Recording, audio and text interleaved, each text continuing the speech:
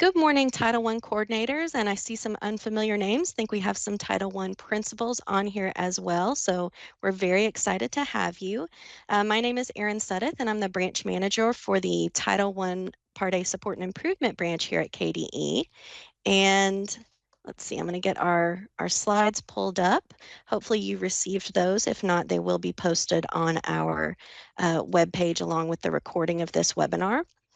So today's going to be a little bit different than our usual webinar. We've got some guest speakers here from the Pritchard Committee, and I'm going to turn it over to them in just a second. Real quick, just a couple logistics. If you would like to submit any questions or comments during this presentation, you can put those in the chat here on Teams. You can also send those to me in an email, and as I just mentioned, all of this will be on our webpage. I think we've gotten everybody muted and cameras turned off so that everybody can focus on the presentation. But I think we're going to have more people than usual in this meeting. So just kind of bear with us maybe as people join and we have to get them muted really quickly. So just appreciate your patience there. On the slides that were emailed out and the ones that'll be posted, that has all of those usual reminders that our coordinators are used to me going over during these webinars. I'm not going to do that this time. I'm going to go ahead and turn it right over to the Pritchard Committee to share their presentation. So let me get this slide advanced. There we go. And I will turn it over to them.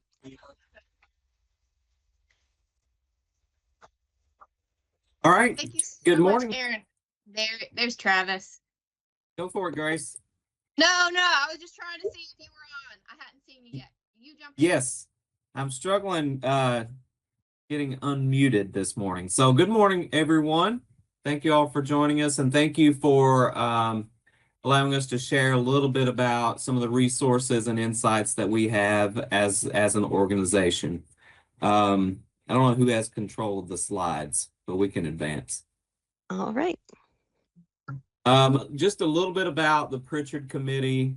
If you're somewhat familiar or somewhat unfamiliar, we've been around for 42 years. It's a long time. So we've been around for 42 years since 1983, and we are a citizens-led, bipartisan, solutions-focused nonprofit that really works to, we have three big goals, really: to study priority issues, to inform public and policymakers about best practices, and then really to mobilize citizens, business leaders, families, students, and other partners toward this shared mission of realizing a path to a larger life for all Kentuckians, with education being the core of that. Next slide. A couple of, before I get to the big objectives of our portion of today's webinar, couple of big rocks that we have going on right now at the Pritchard Committee that might tie into this somewhat is we do have the Kentucky Community Schools Initiative happening in 20 districts across the state. So I didn't really introduce myself at the beginning. That's really my role at the Pritchard Committee. So I'm the Senior Director of Community Schools, so I work directly with those 20 districts as they work to build more collaborative leadership practices and support high-impact partnerships in their district. We also have Commonwealth Institute for Parent Leadership, which Laura will probably talk about here in a few minutes. We have our Family Friendly Schools Initiative that Grace will mention.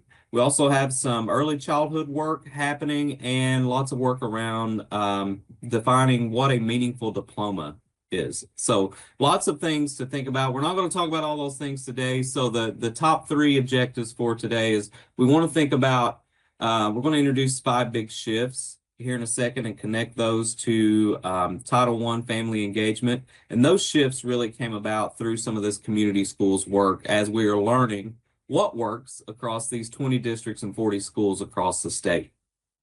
We're also going to explore innovative practices to deepen family and community partnerships. and we want to help develop an intentional and aligned family engagement plan, as you will hear from a district that is doing really well with Title I practices. Next slide. And with that, I'll turn it to Ms. Laura Beard. Thanks, Travis. So before you have a picture here of a drawbridge, and I want you to imagine that the school there is on your left and the community and families are on the other side of that bridge. This drawbridge represents access. It's how and when family and community members are invited in.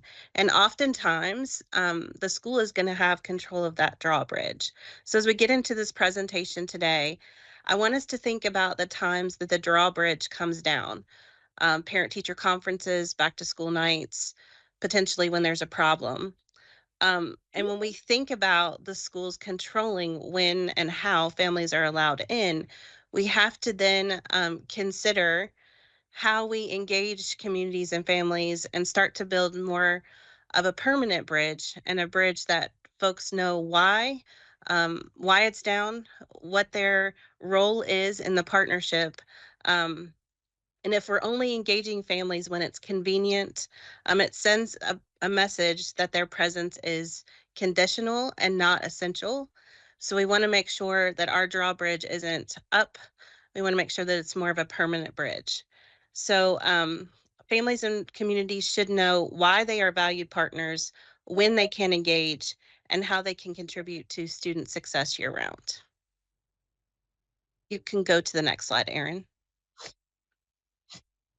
So for me, as an educator, former middle school teacher and then former principal, that the bridge analogy and the visual representation of that hit me pretty hard the first time that I really heard Laura talk about that. Because as a principal, I was guilty of putting the bridge down during certain times and then pulling the bridge up during certain times. I don't think I was doing it intentionally. I wasn't intentionally not inviting families into the school, but I wasn't being intentional to make them part of the school either. And so, thinking about moving from those traditional engagement efforts to more of a intentional collaborative approach, we've kind of landed on this idea of making these mindset shifts, as opposed to thinking about shifting practice, thinking about shifting how we approach the work. So it's not always about doing things better, doing what we've been doing better. It's about doing better things sometimes. So, and we've seen this a lot in our Kentucky community schools, and we're starting to see these mindset shifts happen, and it's really making an impact on the way schools operate. So when we talk about these 5 big shifts, we're talking about moving from doing to families and students and those impacted to doing with, having those people at the table when decisions are made, listening to what is needed. An example from when I was in the principal's seat is when we would plan family or back to school nights, for example. It was me. I was planning it. Like, I knew what the families wanted. I mean, I just planned what I thought we were supposed to do at a back to school event. So now I wish I could go back and invite a group of family members to the table and say, hey, how do you guys want to, what do you think we should do at this back to school event and other events that are coming up throughout the year? So really doing with those most impacted. Moving from more programming to increased local coordination. So not doing more, but looking around to see what assets are available in the community and in the school and surrounding areas to really work together without having more and more programming happening. The third shift really talks about, making decisions with others through these collaborative leadership structures. And I know in schools, we often have opportunities to make this happen, whether it's through Frisk advisory councils, through site-based meetings, but we can also think about other ways to invite families and community members and students to the table, whether it be through community conversations, whether it be through small gatherings, community circles, whatever you want to call it, whatever strategy you want to use, but to just really be more collaborative versus me when I was principal sitting in my office with the assistant principal designing a back to school event for the families. The fourth shift is moving from random acts of programming to really being intentional about what would make the most impact. So really thinking about the objective of these engagement events that we're hosting. What is the purpose? And is the purpose what we think it is? Or are we doing it just because that's what we've always done? And then, of course, really summing it all up, moving from just working alone to this ripple effect of groundswell action, because in schools and districts, we're a little bit competitive. So when we see others doing these things and having success and families opening up and coming into the schools, we want to do that. We want to do what they're doing over there. So that it creates this ripple effect. Next slide. The next few slides, we're going to look at effective family engagement. And so thinking about those 5 big shifts that Travis just mentioned, I want to spend some time here to talk about the difference between family involvement, family engagement, and family leadership. Oftentimes, we are measuring our success engaging families by the attendance numbers. And oftentimes the attendance numbers are the things that are being recorded and counted and reported. And so that seems important to us. But what we know is family involvement is really just showing up. Oftentimes there's not an intentional relationship building component to that. And we really want to move into family engagement. So if you're still talking about family involvement in your work, I would challenge you to think more about family engagement, because family engagement is about building relationships. It's not always about attendance. It's about deepening relationships with families and making sure that you have ongoing two-way connection between families and schools. So making sure that your families feel connected to someone at the school, that someone at the school understands and knows the families that are in your school. And then we also, at the Pritchard Committee, Travis mentioned earlier, we have the Commonwealth Institute for Parent Leadership, because we know oftentimes when families feel engaged and they feel that they're in a partnership with the school, they want to do more. They want to serve in roles, maybe as an advisory council member or a local school board member, serve on the school-based decision-making teams. So whatever that role may be that a family may want to take, it's important for us to seek out parents and family members who are kind of rising as leaders and offer them opportunities to get more engaged and involved and empower them to do that so that they can help shape decisions in your district and in your schools and really help all students, not just their own. When we do that, we start to see more co-creation. We have families who are active. We don't struggle to find parents who to serve on committees and councils because parents are coming out of the woodwork because they know that this is a true partnership. So I would just encourage you, as we talk through effective family engagement, to think about building a spectrum of engagement from involvement all the way to leadership. You can move to the next slide. Some guidance on how to do that would be to think about some innovative strategies.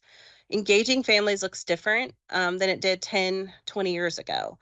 So we have to try new approaches to connect and communicate with families. That means we have to use different means to do that. So some of the things and activities that you may have used in the past might not work anymore. It starts with innovation. You have to be open to those new ideas. It's also important to recognize that one size doesn't fit all. So families have diverse needs and preferences. Some families would rather be engaged in a small setting rather than a large setting. And so if we're just offering like a big fall festival and during the year, and then we're hosting another large event in the spring, we might not reach some of the families who would prefer a more intimate setting to engage. Innovation isn't the only thing that we need to focus on when we think about effective family engagement. Travis mentioned already that we have to be intentional, and you'll hear that throughout this presentation. Um, we have to have a clear, purposeful plan that aligns with family engagement efforts and school goals. So many times we're just um, thinking about activities or events as more programming, as more put something on the calendar so we make sure we do something this month for family engagement just to check a box. But we need to be intentional with a plan that really connects what we're trying to do and what we're trying to build. Next slide. Grace is going to drop a link here. If you've not heard of the dual capacity framework, I would encourage you to take a look at it. It's just a framework for family engagement that really shows how it's a parent and school partnership. And one thing that we really depend on in our work is building the 4 C's of dual capacity. And this really helps you be more intentional with your family engagement plans, because you want to build families' confidence, their cognition, their connection, and their capabilities. And when you do that, parents become true partners in this work, and true partners not only for their student, but for all students. You can go to the next slide. So I'm going to share some of these strategies really quickly here. If you would like to get more information, you can reach out to someone on our team to see about maybe getting a training or getting the resources to host one of these events. Um, and also, if you notice here, there's going to be the 4C that connects to this strategy that's listed here. So back to school base camps, when we think about what we do for back to school, oftentimes it's more of a resource fair. So how can we be more intentional to build a base camp where parents get information? We think about a base camp as kind of instructions for the journey we're going to take. So how do we engage families in a way that they meet the people that they're going to connect with through the school year beyond the classroom teacher? Maybe they meet school board members, they meet the superintendent, they have a chance to put a face with a name. So we have a model for base camp that really deepens that back to school event. We also have a model at the Pritchard Committee called Parents and Teachers Talking Together. We shorten it and call it a PT3. If any of you have ever heard of a PT3, this really opens up two-way communications between families and teachers. And so this is a event where we invite a group of family members and a group of teachers to a facilitated question type event where questions are asked, and then we align the goals between families and teachers together and create an action plan. So it's a really cool process. Takes a couple of hours, and the schools that have embraced this usually do it once or twice a year. Parent micro credentials. This is something that I've heard about recently, and we've been talking about with some of our parent leaders. Schools giving badges or certificates recognizing engagement. It helps to boost the confidence of parents when they are doing the work of the school and they're in a partnership with the school and they're able to kind of share their expertise, what they've completed, what they've done.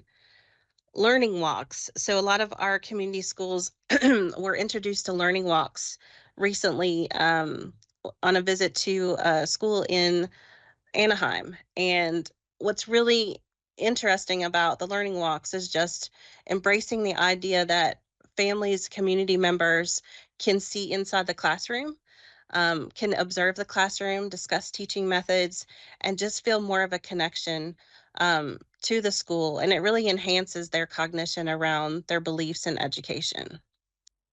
The next slide. And I know I'm going through these really quickly. And like I said, if you want more information, feel free to reach out. A lot of our schools have been successful when they engage families in their own communities. So setting up a little hub with resources and supports in communities that oftentimes those families might not have the transportation or access to actually get to the school for an event. So Popsicles with the Principal is one that I know about. There's a lot of work in Hispanic communities to to share resources, sometimes in the churches where those families meet or other community spaces where those families are. Another resource we have is our parent leadership program, our fellowship, that offers parents who are ready to engage at a deeper level the opportunity to learn through our cohort and then take that learning back into their school and community. We charge them with doing a project. So part of their graduation requirement is that they lead a parent leadership project in their community that creates impact for all students. So if you have parents that are ready for that step, I think Grace has dropped that link in the chat there. We'll be opening up a new cohort for parent leaders in July. The application online will open, and we'll begin our cohort in the fall. So I would encourage you to reach out to any parents that maybe are already serving in a leadership role or you think would be great for that opportunity. We would love to have them join the fellowship. And then again, just a reminder of this intentional approach because it builds a spectrum of family involvement to family leadership. If we're only thinking about attendance, we're only getting parents into the building and counting the numbers, we're not going to be able to deepen engagement, and we're not going to have families that can actually lead and learn alongside of us. You can go to the next slide.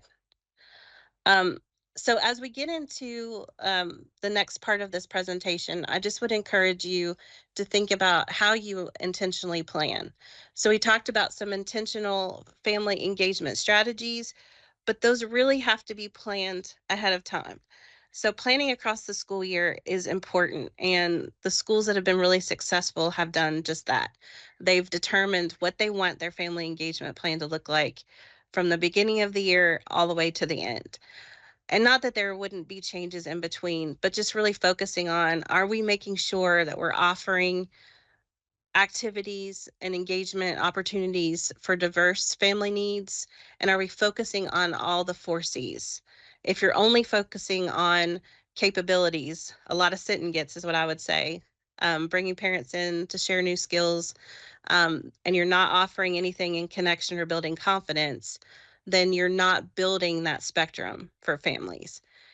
And then create this calendar and make sure that parents know what it looks like. Give them advance notice about all the events that you have planned for the year.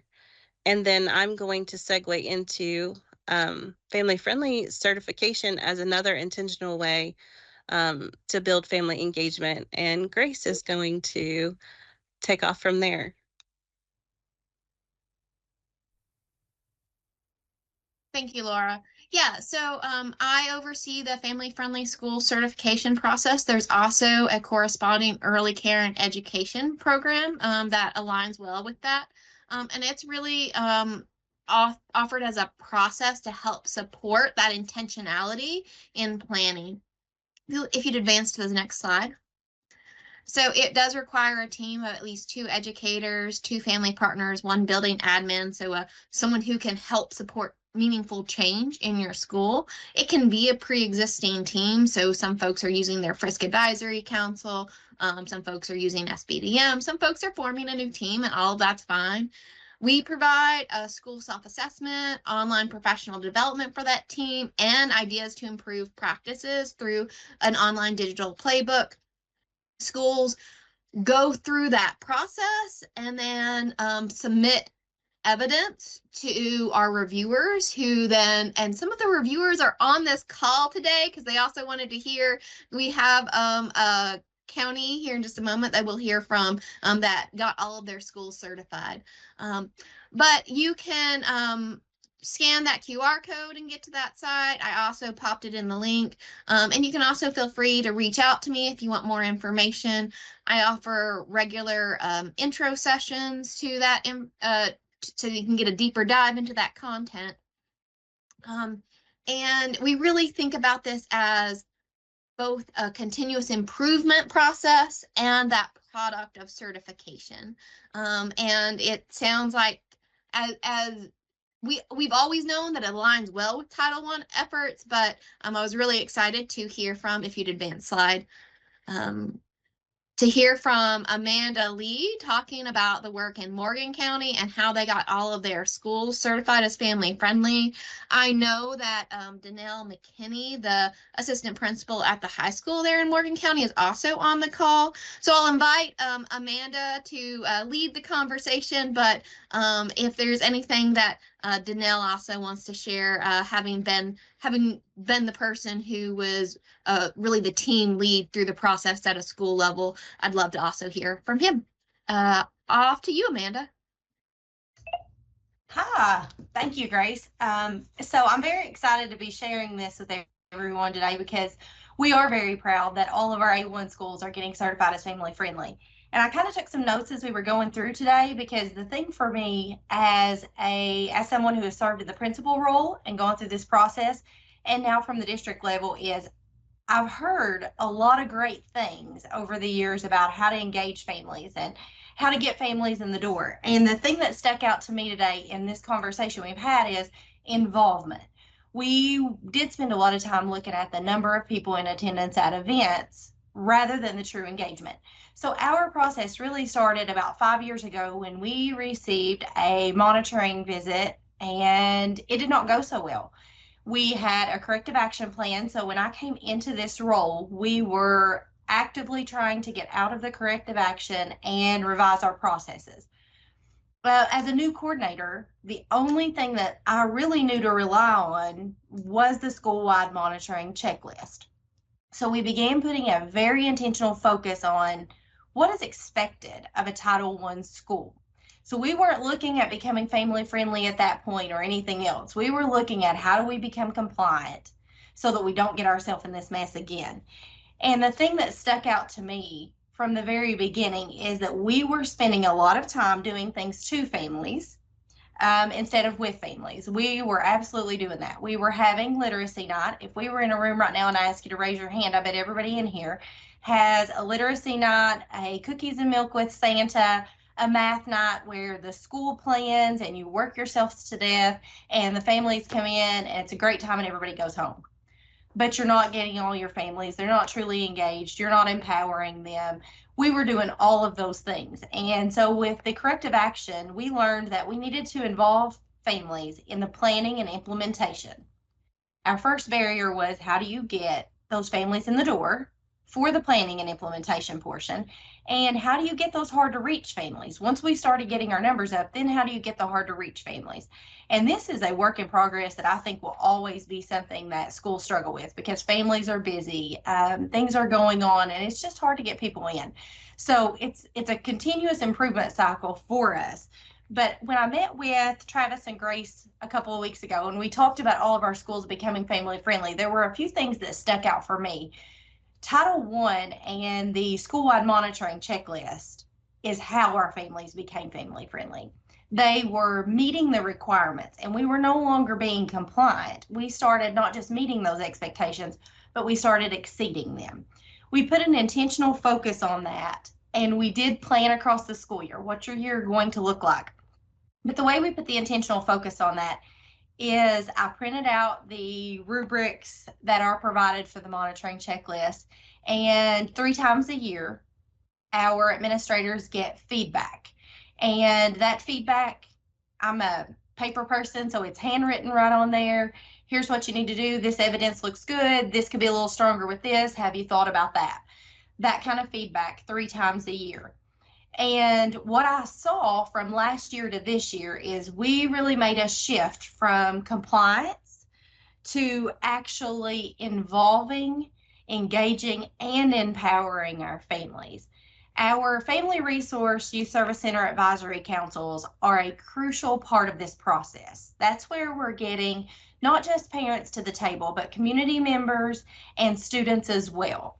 So when you pair that advisory council that's a face-to-face meeting with your survey data, you have a lot of things to look at. So we started looking at the holistic process of how do the numbers, our student achievement, how does that pair with what we're doing with families? Are we truly meeting families where they are? So for me, it all came together once we started really using the monitoring checklist. That's probably the most helpful tool for us as a whole with Title I, but also in becoming family friendly. I asked one of our principals last week how much of her evidence for becoming family friendly came from the expectations of the Title I rubric, and she said all of it. So that was very refreshing to know that there is such a direct correlation between the two. We have seen a big shift in the schools that are really progressing, and we have some that I know could have applied and been awarded gold status, but we're seeing those shifts, and we're also seeing academic changes because families are more engaged. They understand our school-wide compact. We started actually using that to discuss academic achievement. Here's my responsibility as the leader of the building. Here's the teacher's responsibility. Here's your responsibility as a parent. What do we need to work on to help your child succeed? And the truth is, when kids are succeeding and they feel confident, families are happy. And when families are happy, they're coming in your door more. So that's been very helpful for us. And the overall general getting away from, we're not just trying to check a box. How does this all tie together? We were looking at Title I as an exclusive part of what we do rather than as a collaborative process that involves our academic achievement. It involves our students who are experiencing homelessness. It involves our students in foster care. It involves all of our students. So looking at it not as a separate entity, but how does it all tie together? One big thing for us that stands out in the Title I rubric with the family friendly is the coordination of funds. Because when we talk about coordination of funds with Title I, we're reducing barriers for students. When you reduce barriers for students, you're engaging families. When you're more active with how you utilize your homeless funds, that is has been extremely helpful for getting buy-in with families. Now, again, we're not where we want to be with getting all our families in the door, but at the Continuous Improvement Summit, we attended and we got a lot of great ideas there. And I will share two big events that have happened in our district that have been game changers for these particular schools. Our middle school, we all know it's harder to get families engaged once they get to the middle and high school level. Our middle school wanted to do something different. They wanted to reach families at the true problem area that families have at middle school level, which is kids don't want to talk, they don't want to communicate, and they're having all kinds of social emotional needs at that age. So they decided that their event was going to look a little different and be more realistic. So they wanted to do basically a financial literacy event, and they solicited their families, and that was based on survey data that said our students don't know how to have conversations. They need more real world opportunities. So it started in the advisory council and with surveys from students and families. And they said, we need to work on social emotional things, real world activities. It wasn't the academics. The academics would come once those things got better. So they planned an event that was an amazing event. And it was, the teachers came in and they served the students. They got community partners to help with the cost of dinner, since we can't really buy that out of Title I funds. They got community partners to support that effort. They had local banks come in, teach students and families check writing, and also how to set up student checking accounts, things that were crucial for children to be successful after they leave us as high school students. So we saw a lot of great things going on during the planning of that event, and it evolved. One of the things we wanted to do was we wanted to buy place settings for family, because if they're having trouble getting their kids to talk, then family dinner is a good place to do that. So that's when I started communicating with Monica Higgins to say, is this something we can do, because it's out of the norm? We did place settings for families, and we did conversation cards. So they actually sat down and had family dinner and were served by the teachers, but we also incorporated financial literacy into this event by having them learn to tip their teachers. How do you go to a restaurant? What's etiquette for a restaurant? This was all led by families, by parents. And they were involved in the planning and implementation. And then the night of the event, they were able to enjoy their families. It was a wonderful collaborative event between community, parents, and the school that got more people out, and everyone had tons of positives to say about that.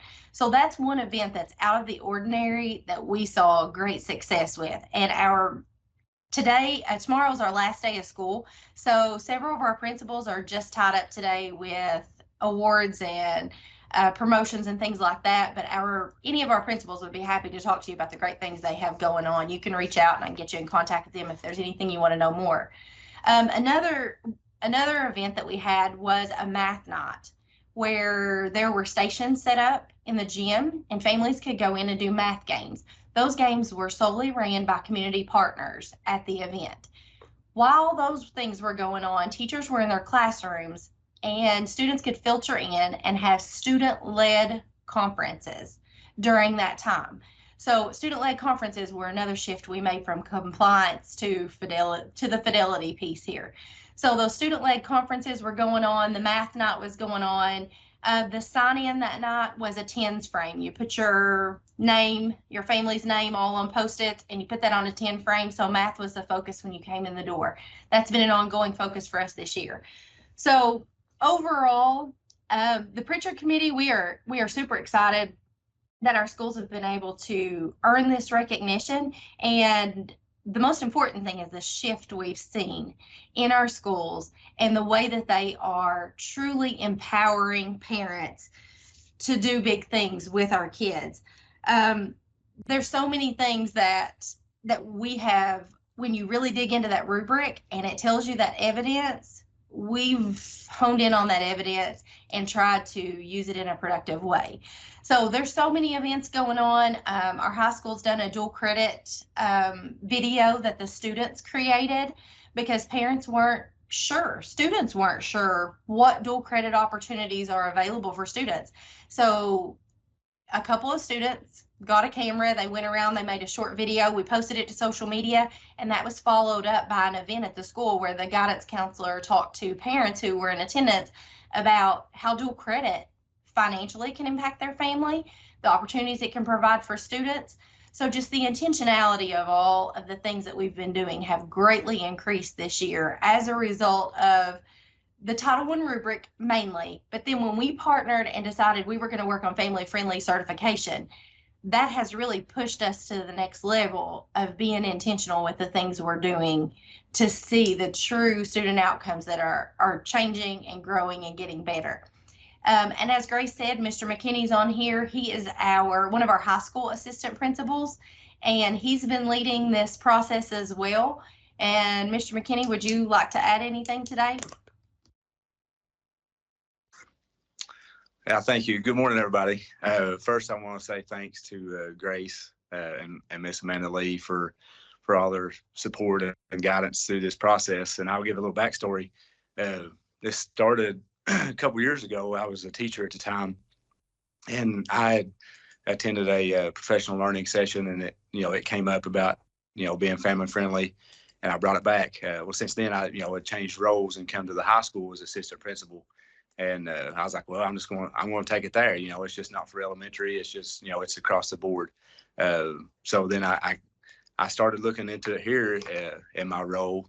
And I mentioned it was one of my goals in a administration meeting, and I know it was mentioned earlier about a little bit of friendly competition, and it kind of took off from there. A few of the other administrators started to ask about kind of what it looked like, and then next thing we know, the whole county ended up receiving those certifications. Just not to take up a whole lot of time, but I want to share like what we was talking about earlier.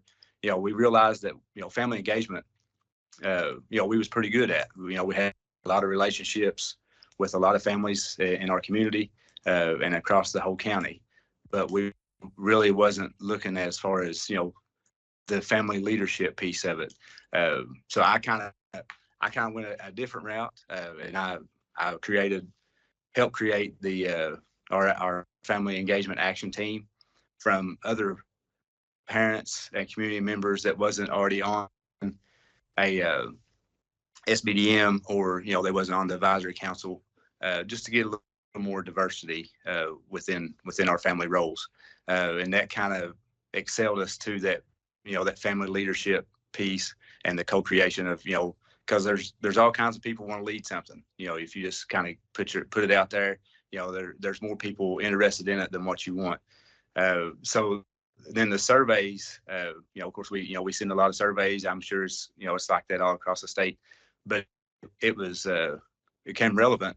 You know, we want to, your surveys, you just need to have like 2 to 3 questions on there. And that's something you can find out with your action teams. You know, it's just 2 to 3 questions, simple, and a way for us to get more diverse answers.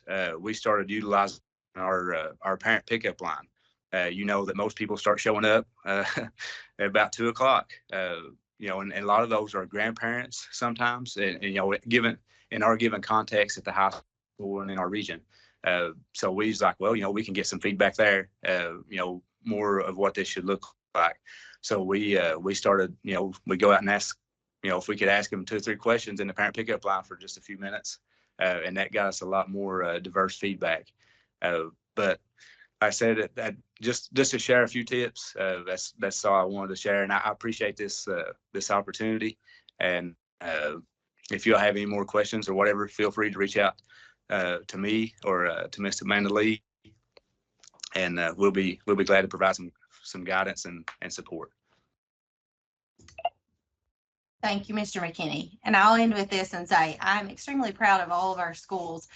You can hear the passion in what Mr. McKinney is talking about with the things going on in their school. And the high school presents many challenges of its own. As kids get older, they're more independent, they're driving, they're getting themselves there, and they're taking care of things on their own. So it has its own challenges.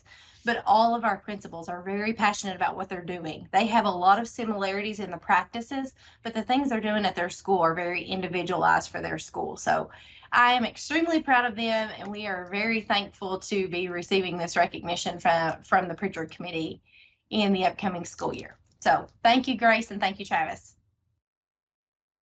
Thank you, Amanda. Thank you, Danelle. I just want to add that Morgan County is a small rural county, but we have schools across the state, both urban and rural, large and small, elementary, middle, and high, that have went through this process and gotten certified. I come from a background in thinking about middle and high school, and we know that the data still shows that having deep, meaningful family engagement at the middle and high school that is relational and linked to their development remains vitally important. So I'm always so excited to hear from folks at the middle and high school level about that work and how it's done, but it's done differently. It doesn't look the same as it does at elementary school, and that is not only okay, that is what it should be. It should be different at middle and high school. So I also as a part of the process, offer a best practices and family engagement series that happens every month through the school year. And so I'll also add that the Morgan County, the team leads who are going through that, often principals and assistant principals in that county, they really took ownership and were attending those, and were but like borrowing ideas from other people who were saying, oh, we're doing this here, we're doing that there. So they really were a part of a learning community over that year, even beyond their county. And that is all that that we have, Erin, if you want to open it up to questions.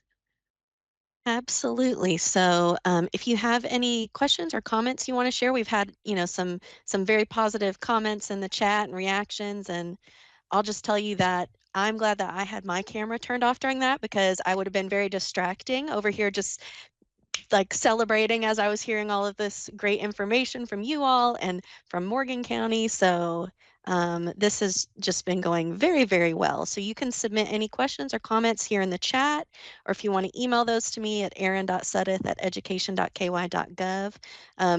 And I'll just, while we're waiting to see if people are thinking of a question, some of the things I really liked hearing about today, I love the drawbridge analogy about, making sure that the bridge has to be down all of the time and open. And I like the reframing. This isn't just about your attendance numbers at your events. You can have very engaging activities for just a small group of people, and depending on your population or the information you're sharing, that might be what's more appropriate for that particular instance. So these are all just really great things to think about.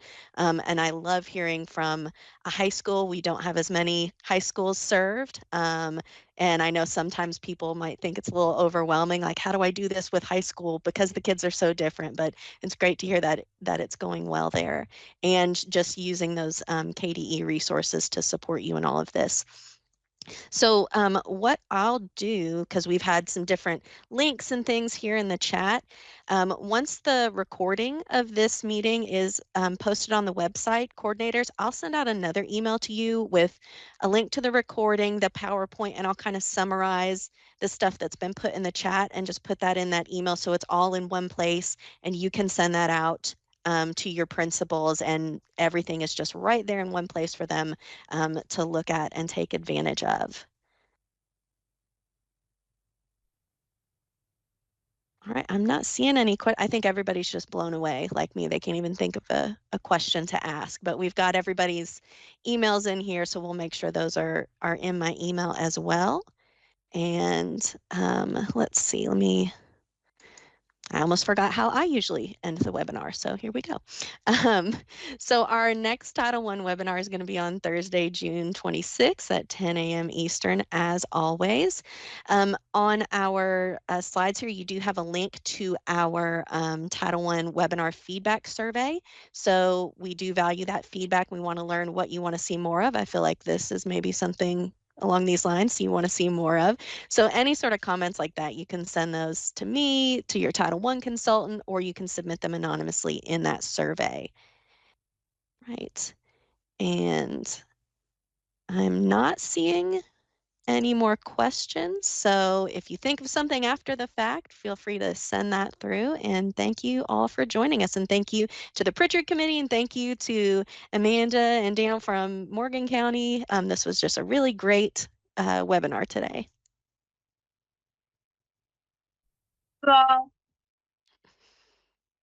Thank you.